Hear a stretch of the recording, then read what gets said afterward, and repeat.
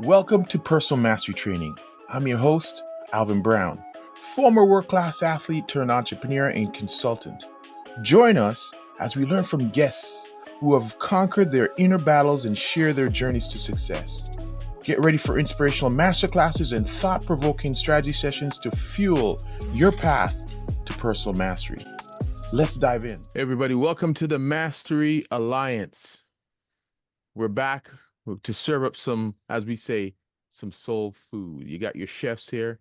You got Raymond Jacques Tonier and Dr. Charlie Cartwright and myself, Alvin Brown. So let's rock and roll. Here's what we're going to talk about today. This is a statement that I cringe when I hear it. And I'll tell you the statement in a second, but I'm going to set it up with why this thought is something I want to serve up. I was watching a sportscast, and there's a hockey player, OG hockey player, Ovechkin. And he's setting all kinds of records. He's going to be a GOAT when they retire him to the Hall of Fame and so on and so on. He's going to set records and leave things behind that most people, may not get to. But in his declining years that he's in right now, he's not completely crushing. I mean, he's still up there with some of the best in the world right now. But the conversation they were having was he the top 50? And some voted him in, and many of the pundits say no. And the conversation was, is he producing the numbers anymore? So one of the announcers says, hey, Father Time wins every time. And I got to think about that thought. Father Time wins. And it's true. It's true. We do age, and we get to, if you're lucky, we do get to. Then it spins me into here's where it started. Here's a thought that the phrase I dislike completely. Oh, getting old sucks. Oh, you don't want to age. People say to me, some of them not realizing that I'm actually probably older than them. And getting old sucks. Then in my mind, I'm thinking, so tell me, what's the other option? Death? If you don't get to age, you're dead. So I'm at the gym, and I'm watching this lady, older lady, probably my age, but anyway, she's an older lady. Doesn't look like she's worked out at the gym. She probably hit the gym periodically, like the average, when it's motivation and she leaves. I can just guessing by looking at her. She's not in the greatest of shape. And she was doing some exercise on the wall, and her friend comes up and goes, what are you doing? Oh, my shoulder hurts. She injured her shoulder, so she's doing wall walking, they call it, where you crawl your finger up the wall and increase your range of motion. And her friend says, what are you doing? She tells her, oh, I hurt my shoulder. She's getting old sucks. And there's that phrase again. And I'm looking at her going, is it getting old, or did we invest enough time in that process of aging? Because here's the thing. One phrase, one wisdom that I heard that drives me at 56 years old. I want to make the rest of my life the best of my life. See, I want to make my 56 best of my life. I want to make my 66 the best of my life. I want to make my 76, 86, 96, if I get the blessing and the privilege, the best of my life. Am I going to still attempt to be a 16-year-old at 86, 56? No. What I am aiming to do is the best 56.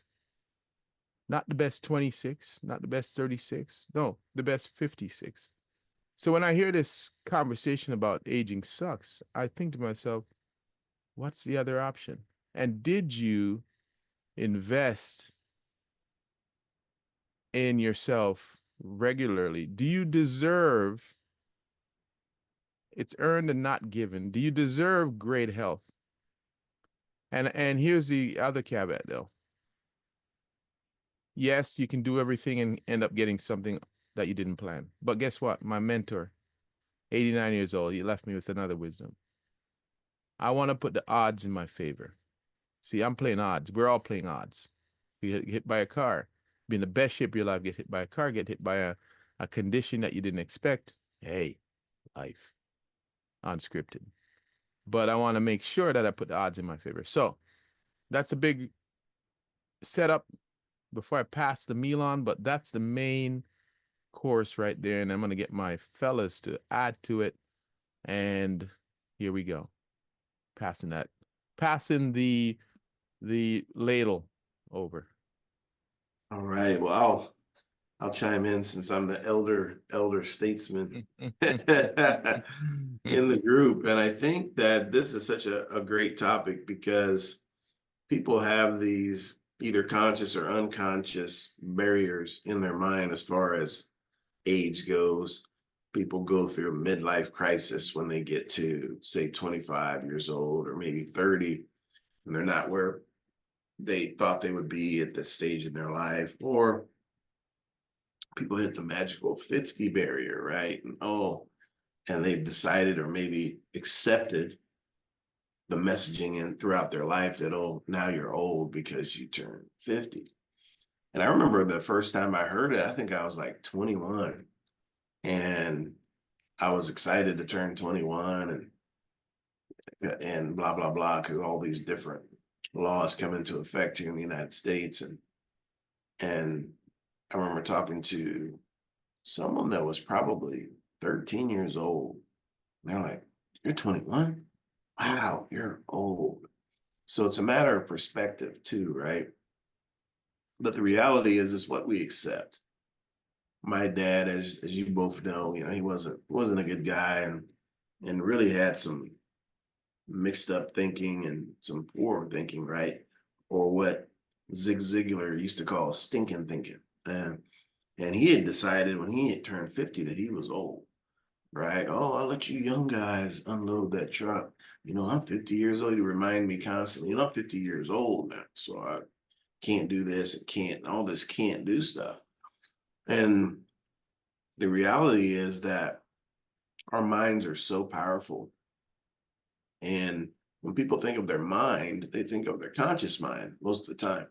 But our subconscious mind is so much more powerful than our conscious mind. And it accepts everything that we tell it, right? As fact. Dr. Charlie said so, therefore. Alvin said so, therefore. Ray said so, therefore. Our subconscious mind accepts everything we tell it as fact. And then our body goes about executing that fact. So if we're telling our subconscious mind that we're old, that we can't do this, and can't do that, our body's accepting that message 100%. Okay. Right? Accepting 100%. And you can Google and find so many examples of people that have excelled as they've gotten older because they know they're capable, because they're not accepting this tradition that, hey, when I turn 50, I'm old, or when I turn 60, I'm old, or now even when I turn 70, I'm old. I remember there was a show, I want to say it was Real Sports, HBO, and they did a small vignette on this man after his 70th birthday. In the same year, he ran a marathon on every continent on the planet. It was crazy. Every continent, he ran these marathons and was alive and well. So it's a matter of what we put our mind to doing, and then our body's going to accept that programming. So it's so important that we really guard our thoughts. And when you think about it too, you get 40 years old, let's say, you'll notice a significant difference in your knowledge base. If you've been working at it, you've been learning, you'll notice a significant difference in your knowledge base. You're more experienced, you're more savvy. But each decade that passes, that gets even more profound. So now, I hit 60 this year. I just have so much more to contribute than I did 40 years ago, right? Or 30 years ago, or 20 years ago, or even 10 years ago. And so it's an exciting time. And now this is my most productive time. Mentally, physically, emotionally, intellectually, spiritually. I'm at my peak. But the reality is I can still see some more peaks out there that I can hit. So it's a super exciting time. And then the fact that I can leverage my education, my experience, my network, the results that I can achieve, especially in the modern world, are exponential. So there's this process we go through, but when you are hitting on all cylinders and you're lining up your journey and you find your zone of genius, what you're passionate about doing, you've worked your network, your education, your learning, continue, you'll hit a point where, and I think it was Warren Buffett that said knowledge works like compound interest. And if you've ever worked out compound interest, you know, this I think compound interest is the eighth wonder of the world. Well, you you can take knowledge and learning and put it right next to that.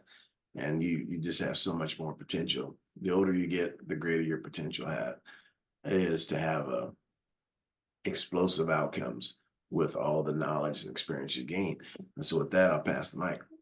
Mm.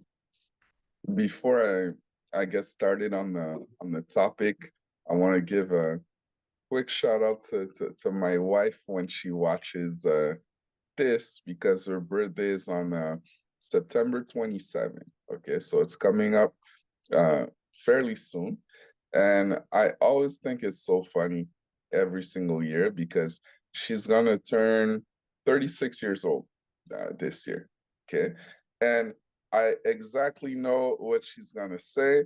On that day, she's gonna be like, "Oh, wow, I'm so close to 40. I'm so close to 40," and there's gonna be panic in her eyes, like it's a like it's a bad thing. You know, she's 36 years old and she just equates it to that 40 number, right?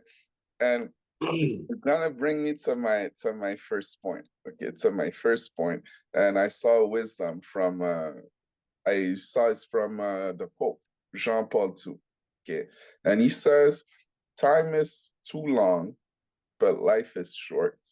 Okay. Time is too long, but life is short. And no matter which situation that we're in, sometimes we tend to think, if we look at health, for instance, okay, if you want to turn it around, okay, if you want to invest into something, get results, it may seem like, hey, it's hard, it's long, you know, doing these little actions, you know, every single day and not seeing results, man, that takes too long. That takes too long. And people, you know, they get discouraged. They don't necessarily want to go through this motion, right?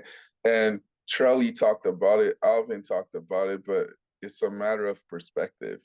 It's really guarding your mind against these things, because when you really think about it, okay, that little action you're taking today is adding to a whole, and in the end, life is short. You know, when you really think about it, our lifespan, which expands every single year, is still a tiny little blip, you know, in history and everything that happened on this earth. And we're so blessed to be able to contribute to something while we're here. And that's the thing, is as those little things compound every single year, as you invest financially, you get to a point where, hey, it just exponentially goes up. Your health exponentially goes up. As Charlie said, your impact, you know, your contribution, your effectiveness, even as a leader, as a human being, as a father, mother, whatever it is, it takes that time. So it's never too long. It's really about being in the moment first and foremost. Okay. Now I'll go back to what we talked about. Father time always wins. Yes, we hear that in sports, you know, all the time. And I'll say that I agree, okay? But I agree in a different way than what they're trying to say with this message. I agree with the fact that when I look at Alexander Ovechkin, I still remember when he first bursted onto the scene in the NHL. It was him and Sidney Crosby, right? Sidney Crosby. Both guys, the Canadian, the Russian, just doing great things in the league. You could see their youth, you could see their boldness, how they played. I find that throughout his career, okay, everything that Alexander Ovechkin has done has simply compounded and compounded and compounded into a beautiful, memorable career that a lot of people would love to have. So, yes, I believe that Father Time wins when you consistently show up every single day. Good things happen and you actually leave your mark. You leave your mark, which is what I believe that we all really want to do. Some of us kind of stay quiet in life and hide, but I truly believe that we want to be seen. We want to be seen. We have things to give that we were born with, and that we would smile much more, if we could put them out every single day. But we have that choice. We have that choice to do the little actions every single day or to step back.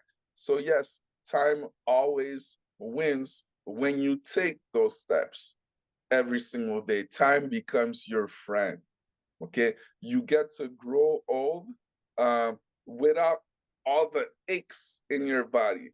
I saw a commercial too. You know what? Matter of fact, I'll look for it and I'll send it to you guys. When you talk about perspective, it's so powerful. Okay, so in this commercial, guys, there's two images. Okay, two images of the same actor who's growing older. Okay, and it talks about how to grow older and what's really important. What's up, Brandon? Nice to see you. So I'll give you an example. On one side of the screen, you see this man in a hospital bed that's a tough time raising a glass of juice, and his wife is kind of taking that glass and shakily bringing it to his mouth. Okay, and he has a tough time drinking that juice. But on the other side, you see them both vibrant, still the same age, but they're at a restaurant full of health, you know? On one other picture, you see that man again on an hospital bed all by himself. On another one, you see him surrounded by his family, his grandchildren on the table having fun, right? You see him walking with a stroller. The other one, you see him playing around. But both of these things oftentimes, comes down to choice, comes down to what we put in. So I think that was a powerful commercial because the message was, okay, you do have the choice of what you do today and how you live your life ultimately. Because yes, life is short, life is short, and we do make that mistake to think that the little things take too long. But the little things are actually what matters. The little things are what allows us to live our life. And Father Time always wins. Let it win in our favor. Okay, let it win in our favor about what we do today. So with that, I'll pass the mic. All right, all right. So Brandon, I'll catch you up. We just brought on a new chef to the table here, and here's a conversation, Brandon. We're talking about the statement I heard from a sportscaster talking about a hockey player, Alexander Ovechkin, and he said, "Is he ranked top 50?" And the conversation was no, yes, no, yes, and the statement was, "Father Time always wins." And this is where it gets into this conversation of people saying aging sucks. And they say it in a negative way, as if the other option is better. So this is the conversation we had. So I'm going to review a little bit. Charlie, Dr. Charlie said, in a nutshell, here's my summary of what he said. Who you hang out with matters. Absolutely. If you're hanging out with a bunch of people talking about aging sucks, it's going to be very difficult. And I know a lot of people think they can, we've all heard the wisdom that you're the sum total of the 5 people you hang out with. whether it be in your finance, your relationship, your age, your fitness, or whatever it is. Take a look at your 5 friends.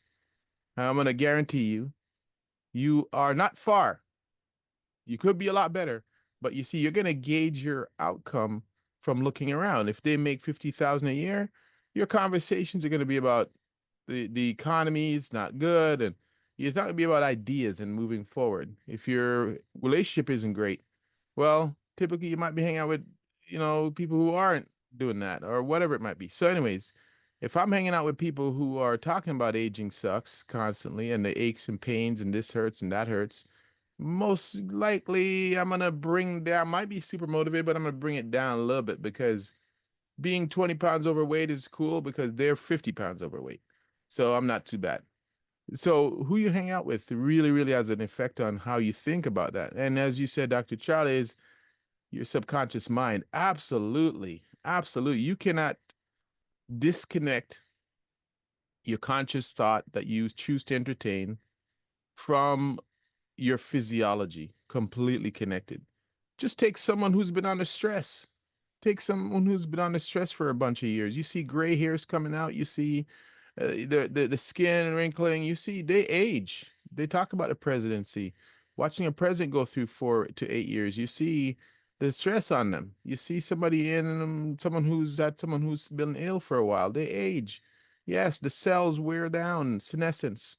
They start to wear down. They have a lifespan in them as well. So we push that chromosome pretty damn quick when we start to put stress on our bodies, and our thoughts are one of those stresses. So, and then switch the meaning from what I have to what I get. That's what I love what Dr. Charlie said. I may not have the health I had at 21, but guess what? I've got the aging process in my favor. I've got the wisdom. And this is something I've always repeated. And I think this is why I have this healthy respect for aging. I said, if I'm going to give up youth, I'm going to gain wisdom. That's what I've always said. I'm going to gain wisdom. That's the equalizer, in my opinion. It's the equalizer. Because you can have age, you can have youth, but you don't have that wisdom that comes with, if you allow it yourself to not get through it, but get from it. And Charlie talked about the compound interest. Stacking, what books have you read? How have you fed your mind? How have you fed your soul? How have you did you journal? Did you take time? Did you practice mastery? Which is what I'm always preaching. Don't get through it, get from it. If you're just getting through your life, yes, it's going to be an arduous, long journey. It's going to wear you down. Yes, you're going to feel like aging sucks. But if you're getting from every experience, the bad, the good, enjoying the moments, yes, I believe that's what I'm banking on. That's where I'm going. Now, if we go to Ray, yeah, happy 36th birthday to your wife. And geez, she's getting closer to 40. Even better. Even better. So tell her awesome. That's great. That's great. So I've got 20 years on her, and it's gonna be great. Wait till you get here. Yeah. So time is too long, life is too short. Absolutely, absolutely. I heard that phrase, this wisdom that says your life's like a toilet paper. The closer you get to the end of the roll, the faster it seems to go. Mm. So yes, time is too long, but if you milk each day, if you're present for your life, present, show up in your life, and you milk each day for what it's worth, that 24 hours is beautiful. But if you're just always looking forward to something else, it's it's long. Life is long. So and it'll go quick for you. But if you're milking every day, it's long enough. We all get the same amount, man. 365, 24/7. Same amount. But what are you getting from it? That's the thing. And you mentioned contribution, Ray. And that Yeah. takes me back to the 6 human needs that Tony Robbins made famous, but there's been some psychologists who talk about it. They say 5, and he has 6. And the 6 human needs are variety. You need some stimulation, though. You need certainty. So you need some certainty in your life, but you need some variety. You can't be certain every day, the same thing, Groundhog's Day over and over. Then you need love and connection. You need to feel like you're growing. So those are the top four. And the last two is where the aging piece comes in. Significance. You need to feel like you're significant. And then you need contribution, like you're feeling, they've studied. I remember watching a movie on longevity, the blue zone, those who live to be 100 plus, the octogenarians, and that they live a long time. And here's one of the factors, and the other ones are easy, good life, stress-free, good eating, exercise, community. But the last one they call ikigai, meaning, having meaning. We need to have meaning when we get up in the mornings. This idea, remember back in the day, back in our day, and maybe it's going on right now, but they haven't pushed it. Everyone who retired at 65 died a few years after they did it. Because retirement back in the day was sitting around putzing. And there's nothing wrong with that. But some people just putz too much.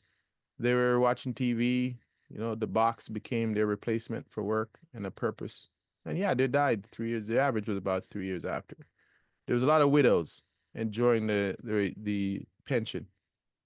So, what do you put in? What is that you're contributing to the greater good? It's contribution is a massive part of longevity.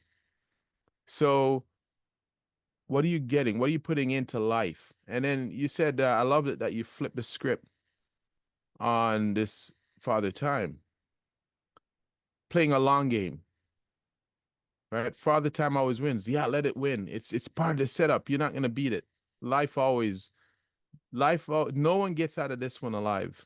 This game that we're playing, I've researched, no one gets out.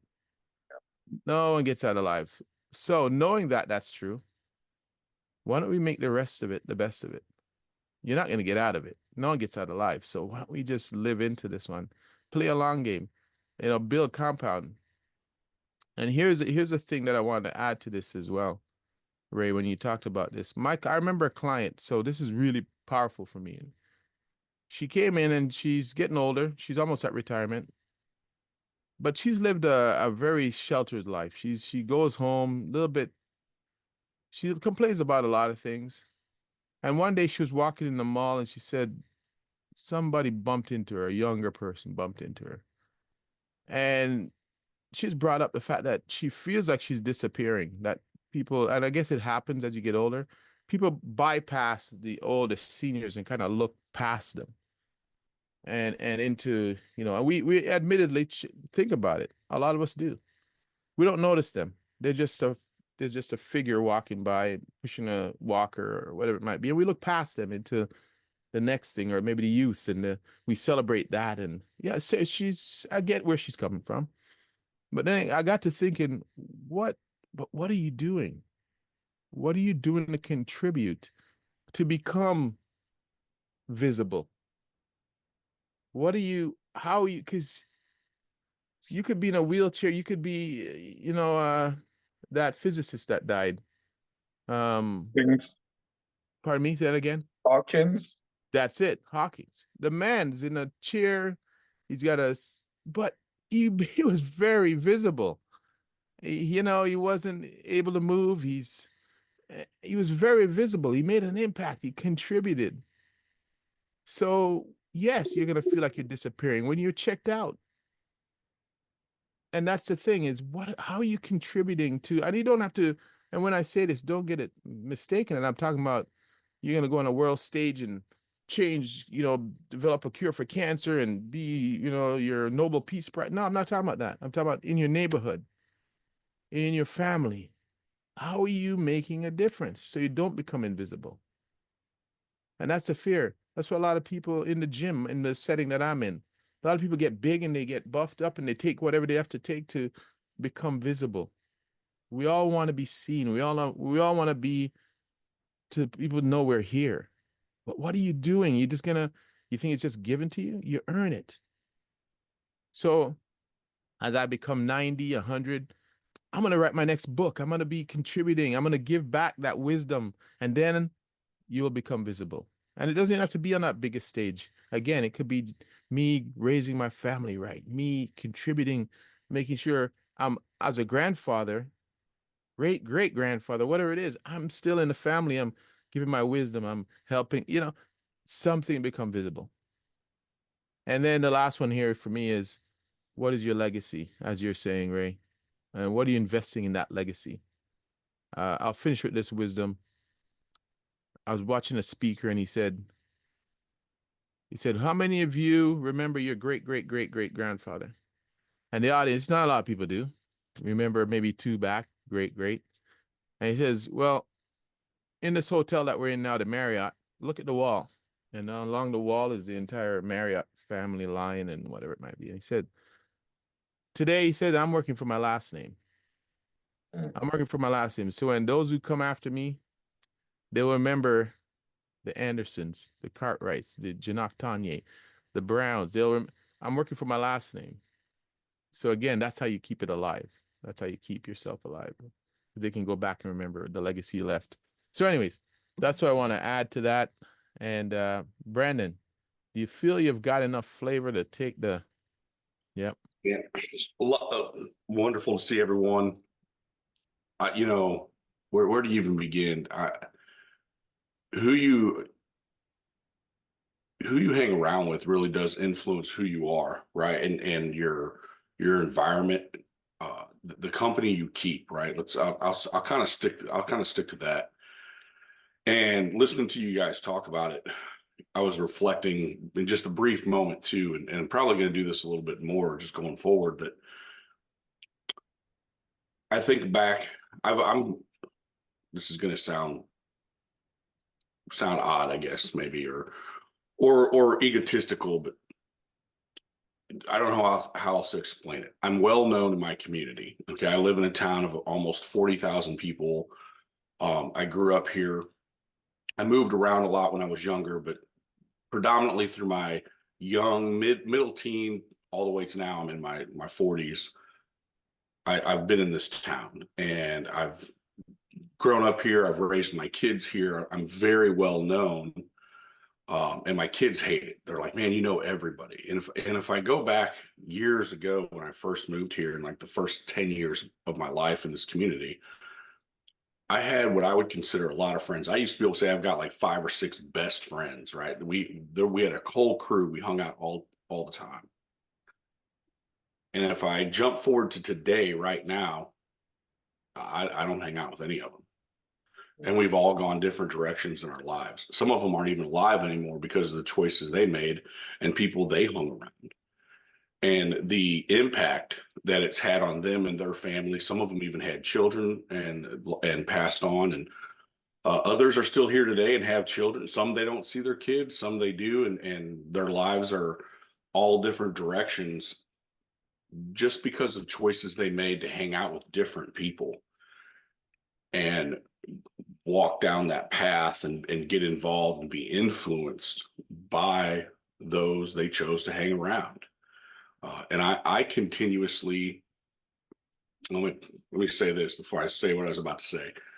I hung around with people that weren't always the best for me either, right? I don't want to make it sound like I made this choice. I kept making the right choices, and I did not by any means, because we all make mistakes. We all make choices in the moment, whether it's, we know it's the wrong choice, but it's going to be fun and exciting, and we do it anyways, or we show restraint, which is so hard in the peer pressure, even as an adult. And I could talk for quite a while on that. We've all heard the phrase "keeping up with the Joneses." Right? We've all heard it. And many of us at times in our life, maybe in periods, we've tried to do just that. And it's like, okay, that's reality kicks in. It's like my account, my bank account is not happy with me, right? It can't do this. And so I got to make some changes. And some people don't, they just bury themselves even further, and it causes so many other issues. But I started noticing, I'm very vigilant, and I see the writings on the wall. I see what's going on in real time. It's just a knack I've always had most of my life. And I started seeing some of the things that were occurring based off choices. And it's like, look, I've got to make better choices.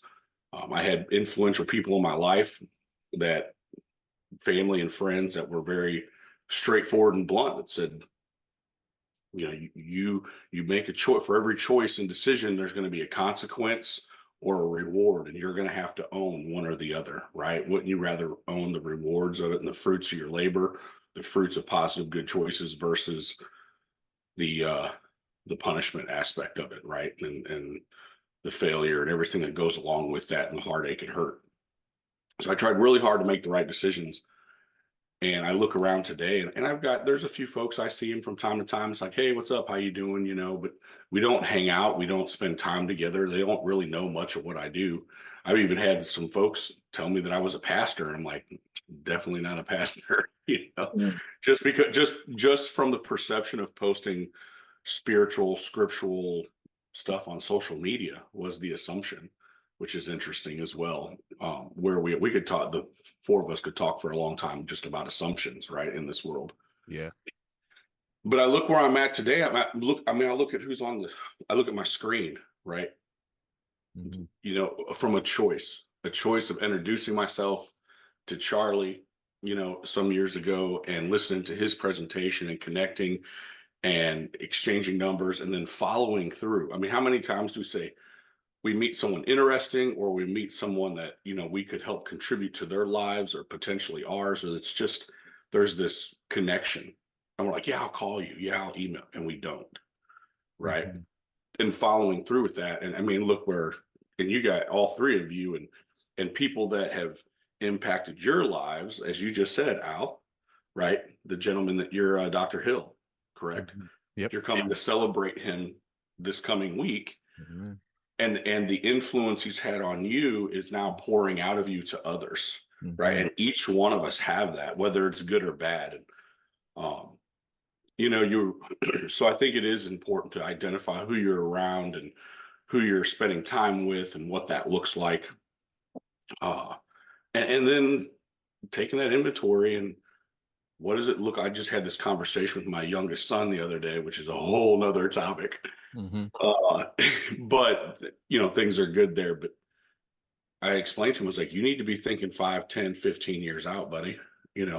Not to the point to where you lose focus of today and the now, right? And that kind of goes back to the discussion and topic of, aging and just embracing it, right? And being in the now, right? I would not want to go back to 20 whatsoever and start over or do things differently. I'm blessed to be where I'm at. But also, again, as I was saying, looking, doing some inventory, looking ahead, where the crowd I'm with, the decision I'm making, what is that going to look like 10 years from now, 20 years from now, right? And maybe having vision boards and planning that out, where do you want to go, and then striving to that, and always checking yourself. And that gut check is hard. It really is hard sometimes. Man, aging, my wife's going to hate me for this. Yeah. Wednesday was her 50th birthday. Consistently have really never had anyone ask her age, or if they've assumed what it was, it's always been late 30s. At the oldest, I've had someone say, oh, she's only got to be like, what, 40, 41. She looks incredible, but she's worked hard. She's made positive choices to do that, and is rather successful hanging around the right people. It really does have an impact. Yeah. And then you talked about the negative side of things too, Al. One of the, Ray or Dr. Charlie was talking about, it's easy to focus on the negative. We are so good at identifying the negatives and almost everything, right? But like I said, what do you have to be grateful for today? If you're in a state of gratitude, I'm sure I've mentioned this before, research tells us that you're truly grateful. If you're truly grateful and you're in that state of gratitude, you cannot experience any other emotion. You're not capable of it. The mind, the heart, the soul, the body can't.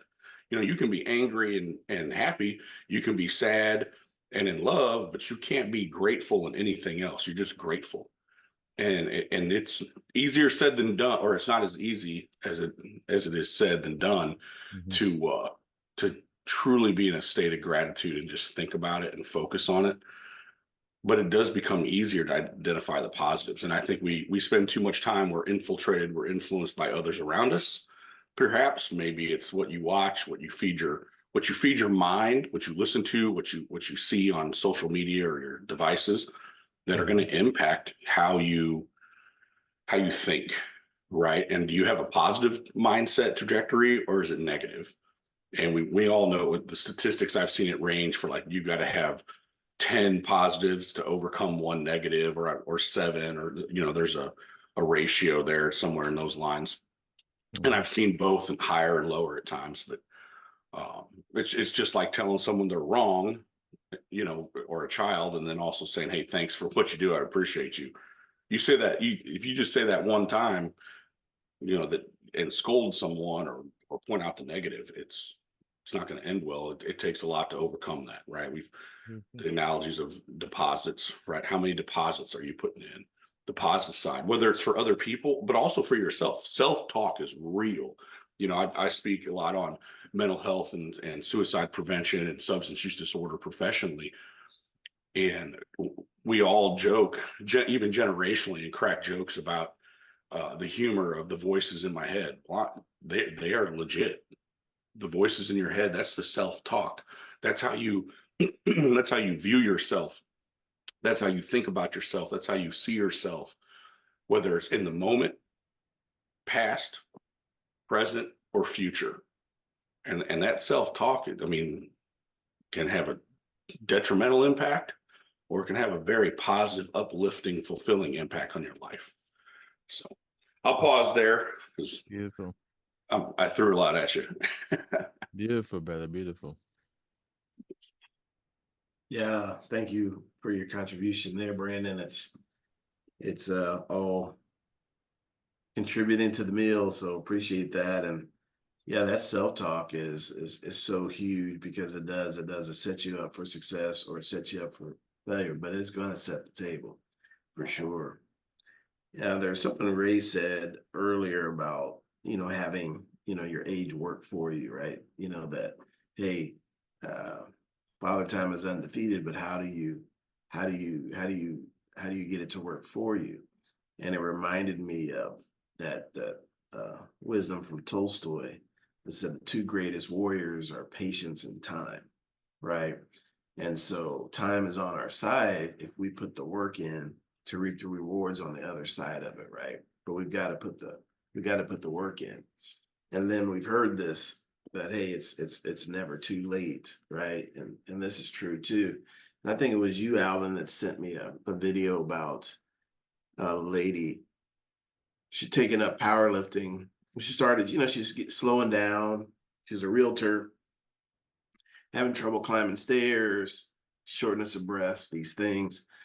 And a friend suggested that she take up weightlifting. Now, he thought she was just going to lose some weight, work out a little bit, but she actually got into powerlifting. So at 65 years old, she starts weight training. And when they got to the leg training portion, she couldn't move any weight. So they just used a broomstick, right? She would squat down and do squats with the broomstick. And she got so sore after that, she almost quit. But she said that this is a little voice inside said, hey, go back, don't quit. And so that was at age 65. All she could squat was a broomstick. I don't know what a broomstick weighs, a couple pounds, maybe if that. But Maybe. she went to her first powerlifting meet at age 81 and set 4 world records in her age group. And crazy numbers, man. She squatted 413 pounds. She deadlifted 445. Just saying, it's crazy. 81 years old, so it's never too late. That's for sure. I do want to give a quick shout out. Alvin had mentioned mentor. We have a mutual mentor, Tom Hill, and I remember meeting him. It seems like he was 80, close to 80 when I met him, somewhere in that neighborhood. That's been many years ago now. But I remember for me, that big trajectory change was he asked me, what was I reading? And I was like, yeah, I read. And I had this book I was working on. Back then, I'd be working on a book for months, right, before I get it put to bed. He's like, oh man, yeah, that's a great book. But you know, he's that author's written these other 3 books. Have you read those? I was like, no, what are those books? He says, well, what else have you read? So I named another book. And yeah. And then he wrote these 2 books. And then, you know, the co-author wrote his own book over here. Have you read that? No. So this goes on for about 10 minutes. And I'm thinking, there wasn't a book I had read that he hadn't read, and then read everything that author put out. So at the end of the conversation, he said, do you have any questions? So this is our initial meeting. So you have any questions for me? I was like, yes. I said, how many books? I said, how much do you read? He said, well, he said, I read at least a book a day. He said, but on a good day, I can get through 2 or 3 books. I was shocked, right? I was shocked that that's possible. But again, he was pushing 80 years old at that time. And he was a 1 to 3 books a day guy at that time. And, you know, I really thought I was working hard towards achieving my dreams, because I would come home from work, spend about 30 minutes a night, you know, working on my plans. And he didn't say anything about my time, but at the end of that conversation, it became very clear that I could put in a little more work to get that done.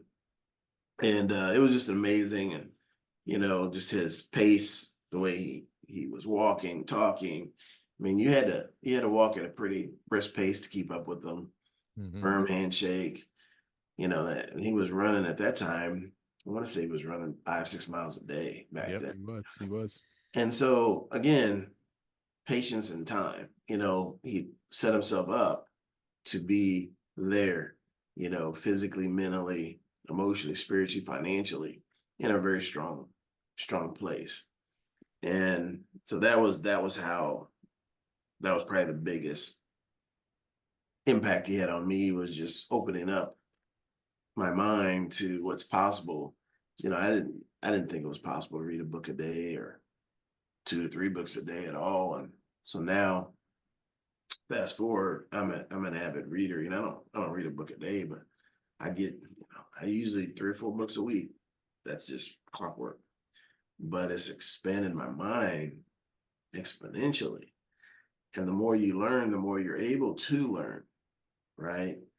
It's like driving down the road. The farther you travel, the farther you can see. It's the same thing with taking in knowledge. And so that's been a life changer for me. And again, it's what we choose to accept as far as our limitations or lack thereof. I remember getting a voicemail I was screening the calls. I didn't recognize the number. This company was leaving these voicemails for me about senior living facility. You know, I was like, why do they keep calling me? So finally, they called me one day and I had time to take the call. And I answered, lady gets on, starts in her pitch. And I said, hey man, I just want to stop you there. I said, I'm probably not the candidate you want to be calling. You know, I'm very active, very fit. You know, I can go to the gym. I picked the whole gym up right now. You know, I go on a basketball court, I can jump up, touch the rim. Okay, she hung up on me. I wasn't trying to be a smart aleck, but I was just like, stop calling me with this. Like, I'm not retiring to a senior living facility. It's not going to happen. So anyway, it's definitely amazing what we're able to accomplish as human beings, but we've got to put in the work, and then the rewards on the other side of that. And I think that for sure, there's so much more. Some of your best victories, you know, lie out there later in life, you know, but how many people dare to go towards those things, dare to even attempt to achieve those things? But your from relationships to financial accomplishments to professional accomplishments, there's just nothing like it. Like I've got a couple of friends that I've known for 50 years. There's no substitute for that, right? Knowing someone for 50 years. So when I hear a conversation and someone's talking about one of these gentlemen and they say whatever about them, I'm listening because I know him. I've known him for 50 years. I'm like, yeah, that's not true. I'm thinking to myself, oh, that sounds like something he'd say, and just the depth of, there's so much time and so many experiences that have occurred during that time. There's just no substitute for having a friend of that many decades. And then of course, being open to having new people come into your purview as well, and come into your atmosphere, and come in with fresh ideas and perspective, and impact you in that way too. But I think you're able to appreciate your relationships so much more as you get older, because you have so much more context on what life is about, what people are about, and you're able to really recognize people that are vibrating at a higher level a lot easier. And so it makes that discernment process so much better, quicker, and more fruitful. So with that, I'll pass the mic. Brandon talked about the importance of surrounding yourself with the right people, right? And you, Charlie, and Alvin talked about mentors, the importance of mentors. When I think about it for me, and to the relationship with time, how many years on this hurt do I have as of now? Not that much. But collectively in this call, how many years do we have? That's exponential right there. By surrounding yourself with the right people, having the right mentors, so I get to experience things maybe I haven't even seen before. I get to see them before I even get there. I get to grow my wisdom, grow my experiences. I get to contribute to, as Alvin said, which is a basic need at the same time. So if someone, and now let's add all the books that I can read to that, and the years of experience, of action, of knowledge that are compiled within these books, and now that the books that you guys have read also. So you see what happens. You see what happens. I never met Tom Hill. I have nothing but appreciation for Tom Hill, because through his impact of you, Charlie, and Alvin, while it comes to me, also one way or another, right? So that's something that I don't think people take into consideration sometimes, So I want to start off with that. And then I want to ask you guys a question, okay? If I gave you, let's say, $100 million today, would you be happy? Would you be grateful for that? Yes. I believe you would. Yes. I say I'll take it first. I just want to put that out there. Right? I'll be happy and grateful, man. No problem. You'll take it, right? You'll take it. You'll be grateful. But what if I told you that, okay, great, have the $100 million, have fun, do whatever you need to do, but tomorrow would be your last day, Tomorrow would be your last day, and this money can't go to your family, it can't go to nothing else. Would you still take the $100 million? No. Yeah. Absolutely not. And you see how easy of a decision this is, right? But because we fail to see what's truly important, okay, we tend to look elsewhere, right? Your life, the time you have, and all the potential that you have within you, as Brandon said, he didn't even hesitate. He said, no, that's way more valuable than that $100 million.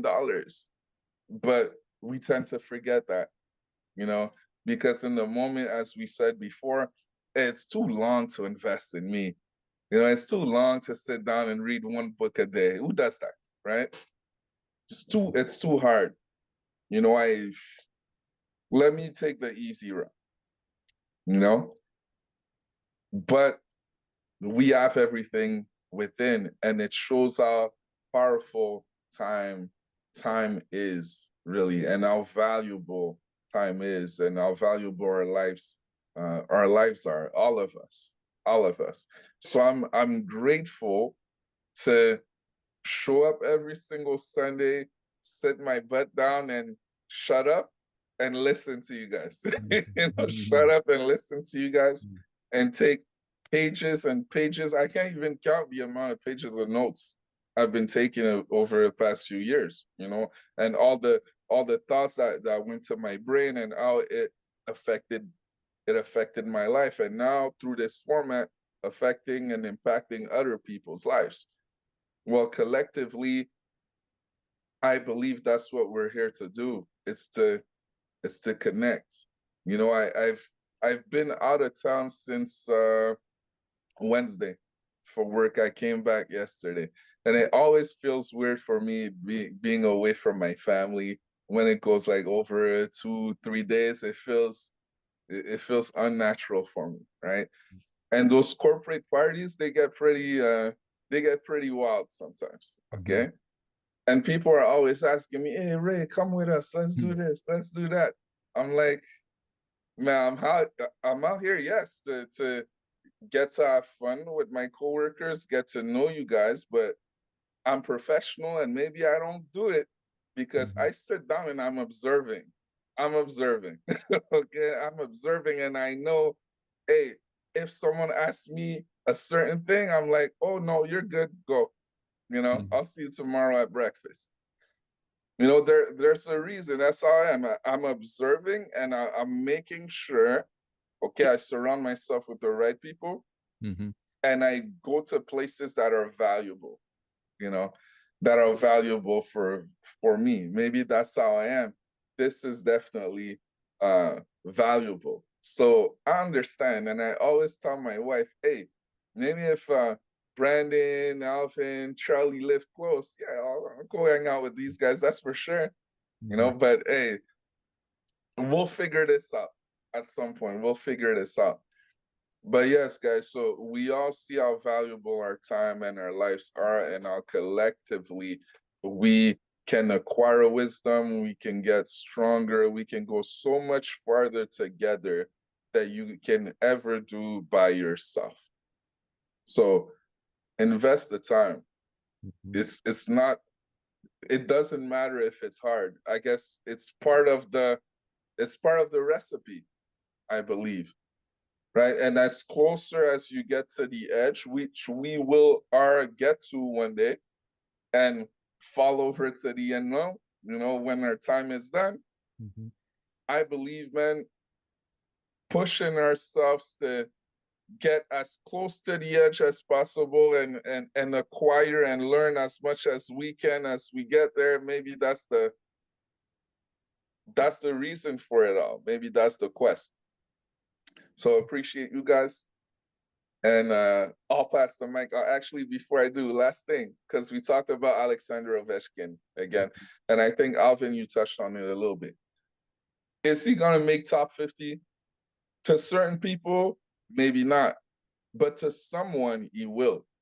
You know? To someone, he will. That's for sure.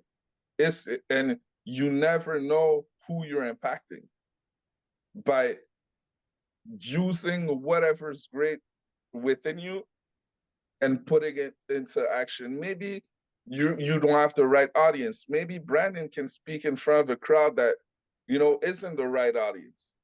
They don't get it. But when he's in the right place, okay, at the right time, can change the whole world to someone, right? So that's just the only thing I wanted to add. Alex Ovechkin is top 50 to someone, 100%, you know, 100%. And I'll pass the mic. That's a whole talk in itself, Ray. Yeah. You know, Holy cow.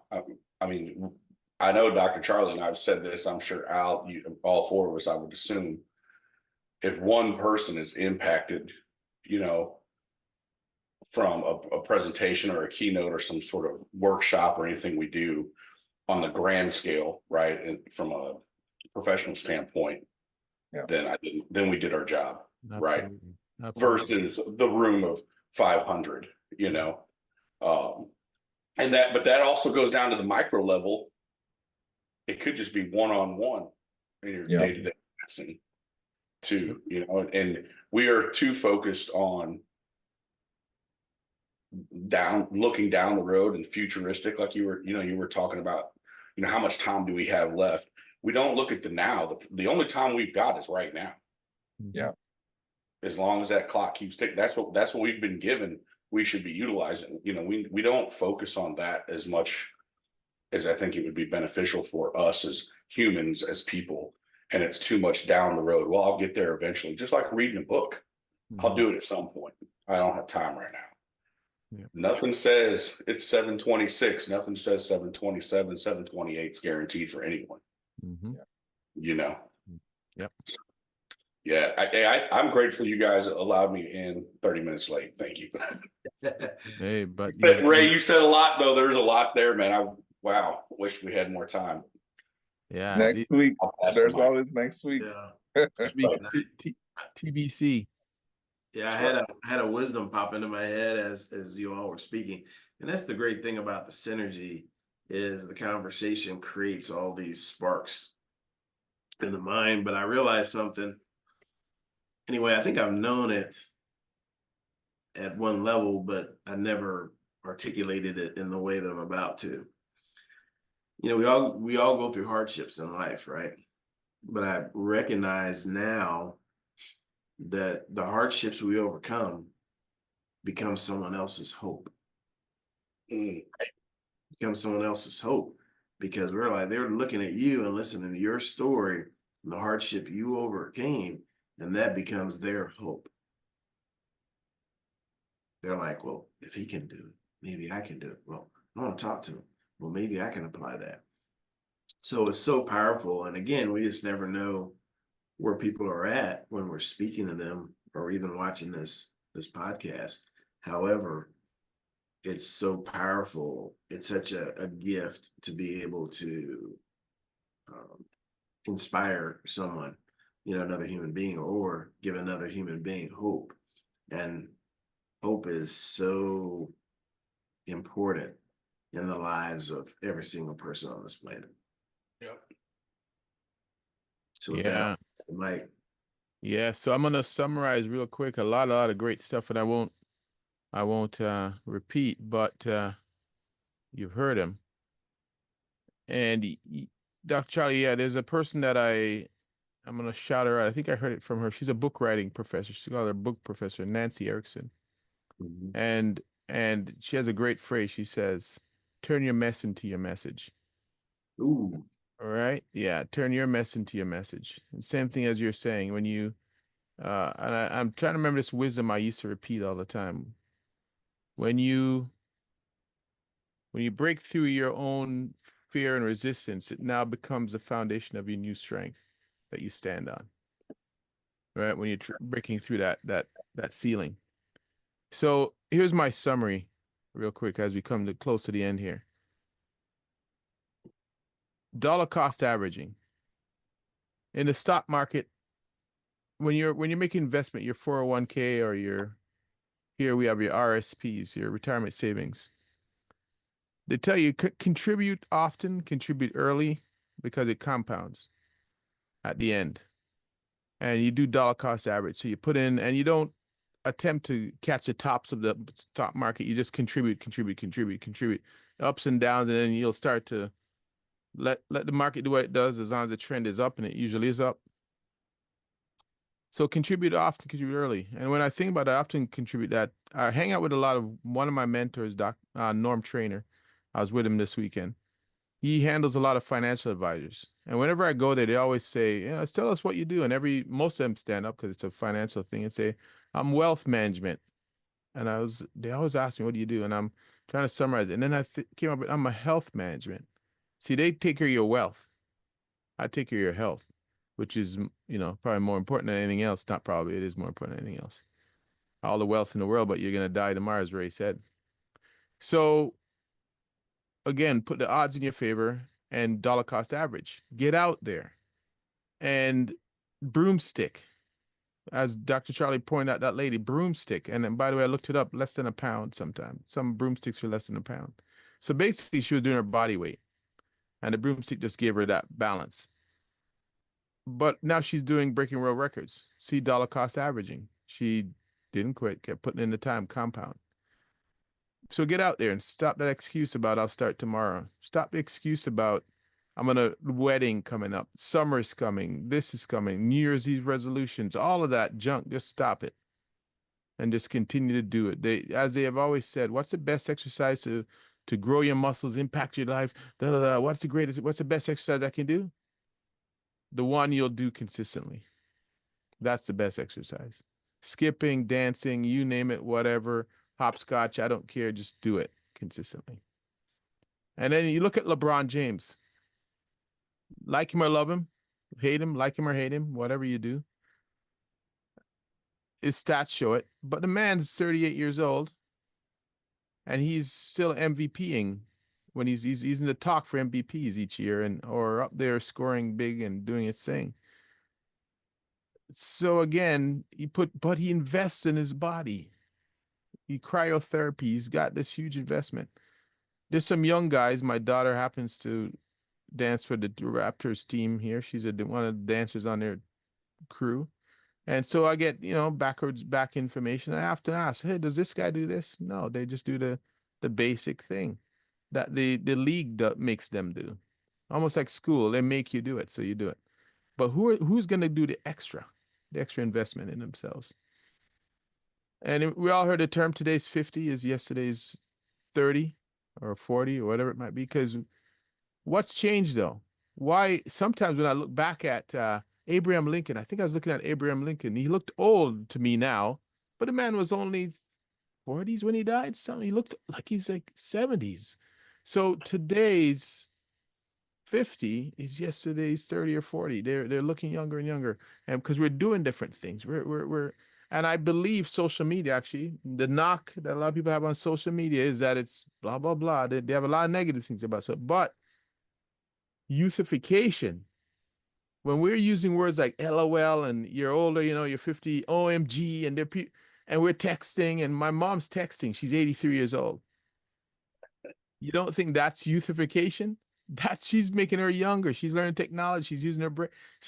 So technology. Respect the process. And I say respect the process, aging process. Respect it. I'm not 26. I'm not 36. I'm not 46.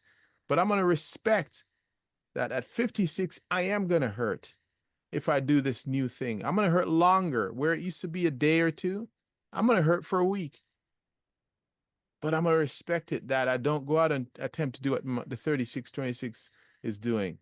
I'm going to do what I can do at 56. And knowing the recovery process is going to be a little longer, I'm going to do a little different. So respect the process. And that's why I love to put in the time. And the 5-minute mile, I'll leave with this one. 2 things. Yoking. Yoking, I was introduced this from another shout out to another mentor and coach. He's in business, Keita Deming. He said, he just released a book. He just talked about yoking, where you put what they used to do is put a young cow, and then when they're tilling the field, they used to put a young cow and an old cow together. Why? Because the young cow wants to go, the old cow holds him back, but the young cow pulls the old cow forward, and they yoke, and the field gets tilled in the right way. So think about that when it comes to us aging. Hanging out with that's who you hang out with. There's something to be given by both. And then the last one here is the Roger Bannister, the 5-minute mile. Remember all that time? I remember listening to something by the guy who created aerobics. I've got his name now. The man who created aerobics. They actually wanted to take his license away. Why? Because they advocated in the whatever 60s, 50s that men over 40 should live in a bungalow and not in a two-story because they're gonna die. And then when he introduced this idea of aerobics, they wanted to take his license away because they said you're gonna kill people with this idea of working out. What's the mindset? Break your own 5-minute mile. I'm gonna leave it there. I advocate that we all, the four of us, get together and do this in person one day. That's gonna happen. That's not a that's not a wish. That's expectation. It's gonna expect that. We got to Yep. do that. Yep. Yeah. So, parting words, my fellas. Parting words. What's the last spice you want to put on this before we serve it up and leave it out there?